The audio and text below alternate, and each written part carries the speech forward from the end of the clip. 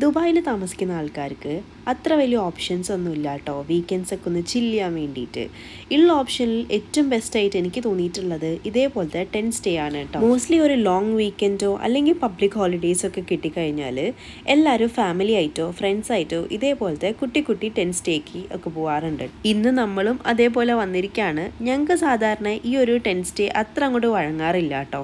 കാരണം കുറച്ച് നേരം കഴിയുമ്പോഴത്തേക്കും നല്ല തണുപ്പൊക്കെ ആയിക്കഴിഞ്ഞാൽ ഞങ്ങൾ തിരിച്ച് വീട്ടിലേക്ക് തന്നെ പോകും. അതൊരു പതിവാണ്. പക്ഷെ ഒരു പ്രാവശ്യമെങ്കിലും ഇതൊന്ന് സക്സസ്ഫുൾ ആക്കണമെന്ന് ഞങ്ങൾക്ക് ഭയങ്കര ആഗ്രഹമായിരുന്നു. അങ്ങനെ ഇറങ്ങിയതാണ് ഇന്നത്തെ ദിവസം. സാധാരണ ഞങ്ങൾ ക്യാമ്പ് സ്റ്റേക്കൊക്കെ പോകുമ്പോഴത്തേക്കും കുറേ അധികം സാധനങ്ങൾ കൊണ്ടുപോകാറുണ്ട് കേട്ടോ. ബെഡും ബെഡ്ഷീറ്റ്സും അങ്ങനെ ഒരുപാട് സാധനം എടുക്കാറുണ്ട്. ഞങ്ങൾ കാറിൽ സ്ഥലം ഉണ്ടാവില്ല കേട്ടോ, അത്രയും സാധനങ്ങൾ കൊണ്ടുപോകാറുണ്ട്. പക്ഷേ ഈ പ്രാവശ്യം വളരെ സിമ്പിളായിട്ടാണ് കേട്ടോ പോയിട്ടുണ്ടായിരുന്നത്. കാരണം ഇത്രയും സാധനങ്ങൾ കൊണ്ടുപോയിട്ട് എല്ലാ പ്രാവശ്യവും ഞങ്ങൾ മടങ്ങി വരാറാണ് പതിവ്. അതുകൊണ്ട് തന്നെ ഈ പ്രാവശ്യം നമുക്ക് വളരെ ലിമിറ്റഡ് ആയിട്ടുള്ള സാധനങ്ങൾ മാത്രം കൊണ്ടുപോയാൽ മതി എന്ന് ആദ്യം തന്നെ പ്ലാൻ ചെയ്തിട്ടുണ്ടായിരുന്നു. പെട്ടെന്നുള്ള തീരുമാനം ആയതുകൊണ്ട് തന്നെ ഞങ്ങൾ അങ്ങനെ ബാർബിക്യൂ പരിപാടികളൊന്നും പ്ലാൻ ചെയ്തിട്ടുണ്ടായിരുന്നില്ല. നല്ല തണുപ്പുണ്ടായിരുന്നു. അതുകൊണ്ട് തന്നെ അവിടുന്ന് ഇവിടുന്ന് കിട്ടിയ ചെറിയ ചെറിയ ചുള്ളി കഷ്ണങ്ങളൊക്കെ എടുത്ത് കൊണ്ടുവന്ന് കത്തിക്കാം എന്ന് വിചാരിച്ചു കേട്ടോ. അങ്ങനെ ഞങ്ങളൊരു ക്യാമ്പ് ഫയറും കൂടി അവിടെ സെറ്റ് ചെയ്തിട്ടുണ്ട്. ഇങ്ങനെ അൺപ്ലാൻഡ് ആയിട്ട് നമ്മൾ ചെയ്യുന്ന എല്ലാ കാര്യത്തിനും ഒരു പ്രത്യേക രസമാണ്. നല്ല തണുപ്പായതുകൊണ്ട് തന്നെ എല്ലാവരും അതിൻ്റെ അടുത്ത് തന്നെ നിൽക്കുന്നുണ്ടായിരുന്നു.